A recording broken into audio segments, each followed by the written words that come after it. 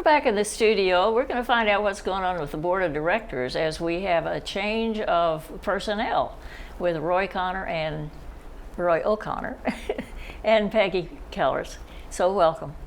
Yeah, good morning. Good morning, Yvonne. So we'll hear from both of you as time goes on and find out about you leaving and you coming on. Yeah. And, so tell us about what's going on here. Well, as you know, we've done this quite a few times. Yes, we have. The reason for really coming on is always to try to let the residents know what we can about the boards. Because that's one of those mysterious groups that we never know what so it means, you know, or what its role is. Hopefully it's been 6 years. I hope we've demystified some of it. But anyway, I'll leave the rest clearly to Peggy. I'm so happy that she's ready to, she's a good catcher, you know, by the way. So yes, she is. Pick that up. But we had, last month we had our last town hall meeting on May 17th in Hunters Crossing.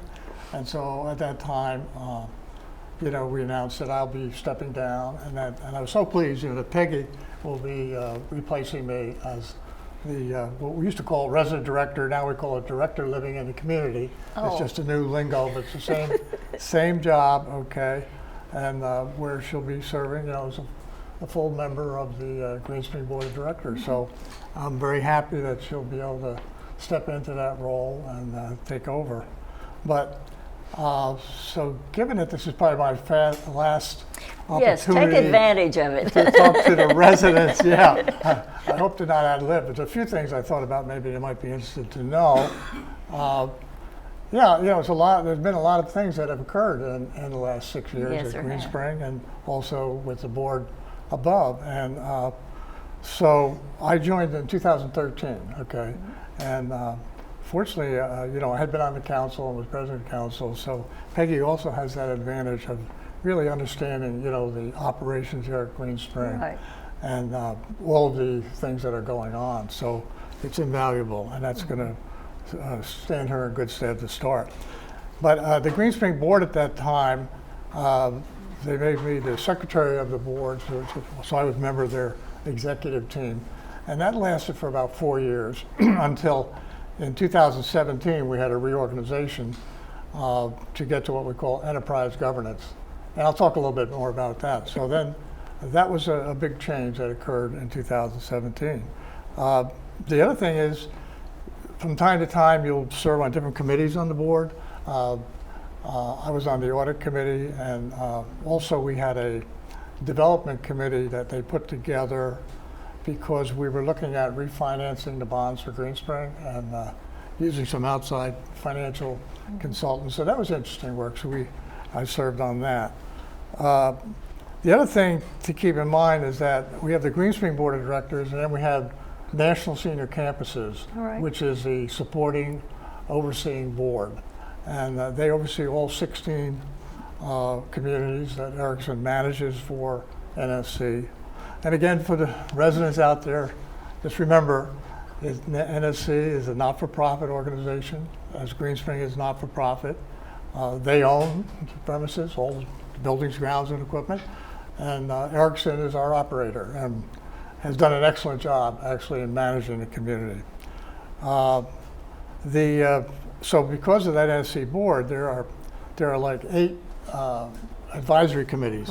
And those committees are pretty important because they really do a lot of work and provide information and know-how to all the 16 communities.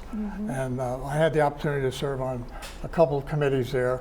One was in diversity and the other on investments and treasury. And by the way, on that one, they've asked me to continue that role for the rest of this year, so I'll still be doing that, which I like to do, and I'm glad, and I've served on that for 5 years. And the Investment and Treasury Committee manages all of the long-term reserves for the communities that participate. We have 8 out of the 16 who voluntarily, put funds into the long-term reserves. The others are still developing communities and not in a position to really do that yet. Eventually, all of them would have that opportunity. But so that's been interesting work, and I'm glad to continue doing that. So I still have a little bit of hand into it, okay, at that level. But a lot of things happen here, right at the end of my time on the council, and as I went into being on the board, we had completed the master plan at Green Spring. Remember that term, the first master plan? And it was important because the things that came out of that, one big thing was to enlarge Garden Ridge, which we called Renaissance Gardens then. But as you know, we now have Dogwood Commons, which was completed in the fall last year, and residents actually moved into that wing in February of this year. But the board had to approve all the budgeting and the plans and the funds to do that, but it came out of that master plan. The other major one, which we're all well aware of, is Town Center, and that's ongoing right now. Right. And so, sorry I couldn't get that finished. Yeah. You can, you know, but it's coming along very well, and things are really happening. People see that every day. The other thing that happened that year, the board approved the new 90% refund policy. You know, you and I have been here long enough to run under the 100% plan, but that was a good business decision. I think that it's much more, you know, from a business standpoint, you can plan exactly on it. The 10% is put aside. Those new residents that have that plan know that if they move out or move on, that 10% is there to cover the refurbishing of the apartments, whereas basically we have that on the 100% too, because but we have to, they actually don't know what the cost's going to be. So right. This is a much more good, very good approach, I think. Right, a little more specific. Yeah, so that's already, you know, 6 years in the making. So that's happened. Another big event for me, which I was fortunate to be in the right place at the right time, is I was serving on the diversity committee, and that year Green Spring won the diversity award. It's called the Hobart Jackson Diversity Award from Leading Age. So I got the chance to go up to the convention in Boston with Ben Corinth and accept the award for Green Spring. So that was great. And as you know, we have a tremendously diversified workforce. Yes, we do. And that was a recognition that they, you know, really deserve. So again, the other thing happened in 16, we got signature dining. Yeah, and you know, it took us a couple of years, but we got that thing going really well. And I think most people overall are very pleased with the quality and the choices of food. Remember, we used to just have batch cooking, 3 choices. Right. It was pretty simple, that's it. But now temporarily, we're doing that a little bit in the temporary setup on the dining rooms because of repositioning now. Necessity. But we'll be back to that, and so I think that was a real winner. And don't forget the blizzard of 2016. Oh, yes. And the staff did a tremendous job. Oh, they coming did. In here, they people did. sleeping It was over, amazing. providing the services, you know, 24 hours. But the next year in 17, I mentioned enterprise governance, and that is what changed. The board actually hired outside consultants to give them some advice because we had, at that time, actually 4 regional boards. And so these boards had 8 or 9 people on each one of them. So we're approaching like 50 directors. And so as Erickson kept building new communities, you begin to wonder how many people can you have on the board, you know? So from an efficiency standpoint, they were advised to have 1 board of directors. And I think that a lot of, particularly mature communities, don't need as much hands-on from the board. Right. Because the board's role is more of governance and oversight and overview, and let management manage the community. So we switched over to that. So what it meant is we shrunk from 4 boards and these regional boards to 1 board of 15 directors. And I have one slide I just thought I'd just show up here now. If they could put that up, yeah. If the residents take a look at that chart, you'll see on the top you have the National Senior Campuses Board of Directors with 15 people on it. And so that replaced 4 boards. And so, again, we're talking about close to 50 directors being reduced to 15. That was a good savings and more efficient. And then below it, the 8 advisory committees, and I already mentioned a couple that I've worked with. And then below that, then you see the Green Spring Board of Directors. And the Green Spring Board now is made up of the 15 directors from NSC, plus the director living in the community. Peggy, so she serves on that board. And this actually has always been in effect in terms of national senior campuses legally is the sole member of all the community boards. They actually, it's kind of like giving birth to the new. They did. They got the community started, set them up, and got it. And so now they're moving to this role of saying we can, instead of spreading, we're kind of drawing back, and so they're much more involved in directly overseeing each of these communities. Mm-hmm. Now, I think and there's one other thing on that chart. If you just flash it back up again. Below that, you'll see the Green Spring Board, and then there's the Community Relations Committee called the CRC. And so that's made up of Jackson Bain, who's our chair, and Eileen Erstead. They're both NSC board members, and now Peggy. I had been on that. And so for the last year, since April 1st last year, 2018, officially we moved to the enterprise-wide governance. And so it's, I think, working very well. The CRC tries to meet at least 4 times a year with the resident council and also with the management team separately, and then sometimes together. And so I think it's we don't have to get in and have the whole board there and introduce all the new board members and all the councilmen. We just know those 3. That's the focus, and we get right to the interests and concerns and things like that the council can pass on for the residents to the board, and vice versa, the communications down. So it's only a year old, so it's still going to probably have some adjustments and some tweaks and anything, but I've always found that the best way to find out if a new system or a process works is just follow it, and you'll find out, right? And so I think it's been pretty well accepted. Okay, well, let's let Peggy have a few words. Okay.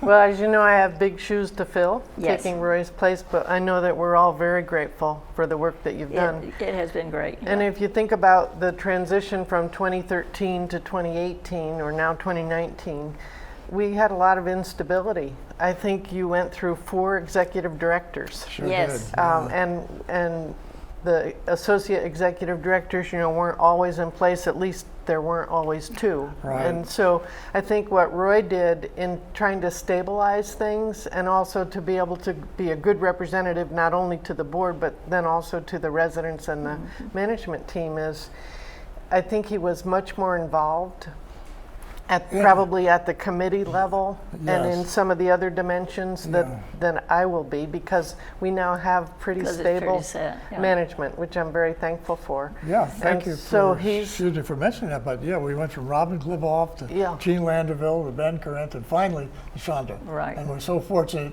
she's been here the last 3 years, because it really has a big effect. Being stable and keeping things running, I mean, it's really important. Kind of know what to expect. Yes. That's right. Yes, exactly. That's right.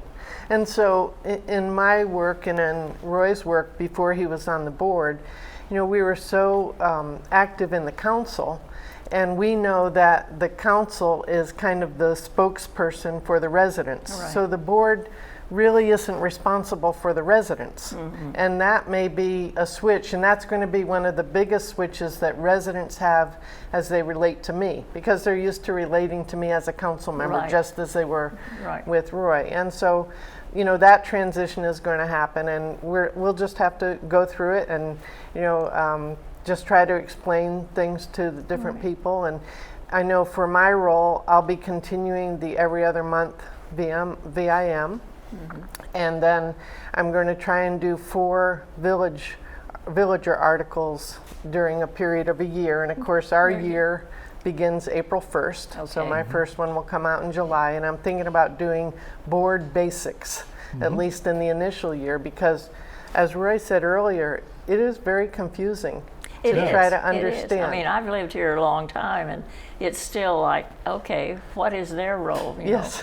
Right. Yes. Why do we have them? If we're really an independent community, why do we have that bunch of people sticking their nose in our business? I'm going to find out. I mean, and I don't know how many times I've tried. I used to teach, but sometimes I wonder if I lost the credentials. But to try to explain, that the board governs and looks at the big picture and thinks about strategy, long-term, fiduciary responsibility, compliance with laws, and so on. And the management company, implements. I mean, the board comes up with policies, and the management has to implement it. for example, the 90% rule. I mean, the board approved that rule, the management had to implement it. So policy is very important from a board standpoint, and that's something I guess has to be, explained to the residents. And of course, we have new residents all the time, so it's, Right. it's So a constant education. every time you come in, I'll probably ask you, now tell us what the board does. Yeah. So Thanks for the heads up. yeah, exactly. But I think it's a thing that is confusing because we know we're an independent community. And, why aren't we making these rules? So I think that's the kind of thing we need to really educate everybody on. And I think the big role that the board plays is setting the vision. When Roy came in, they had their master plan from 2013 to 2018 for Green Spring, and they were also seeing trends that were happening. So for example, they wanted Green Spring to become an active community. And so that's why we're enhancing the fitness center, we're enhancing the pool, we're looking at technology, improving that, and we're looking at memory care, because what they were looking at 4 years prior to 2013 was, what are the trends, what are the things we're seeing among older seniors? Right. And so then they can set those things in place, and as you may know, Riderwood and Oakcrest are already in a major repositioning. They're ahead of us. And the reason that we're behind a little bit is because of the turnover in the executive director position. Yeah, I think that's a very fair statement because clearly we were out front on that. Yeah. And I would say that, as you go forward again, it's important to think about, to have the board be able to step back and look out, see what the competitors are doing, see what's happening in the marketplace. But when you think about problems and so on, think about big picture, and that's what the board should be doing, Right. rather than narrow-minded. And when you have that ability, when you're in the middle of it, the little cog, you don't really see the big picture. Right, you may be involved in putting out fires and so things like that. Okay, But, we're down to the last few seconds. Oh. So if you have some big thing you have to say it. I'll see you in October. Okay. Yeah, the only thing I can say is that even though the board now relies very much more, I think, on the council to represent the residents are always foremost on the board. I mean, I've found working with these outside people, they're top-notch, and their concern is the residents, their care, stability of the operations, and giving them the best possible environment to live in. And I'm just glad I'm still here at Green Spring. I'm glad you are too. Looking forward to living here many more years, God willing, and I wish Peggy, a lot of luck. I mean, she's going to do great, I'm sure. Yeah.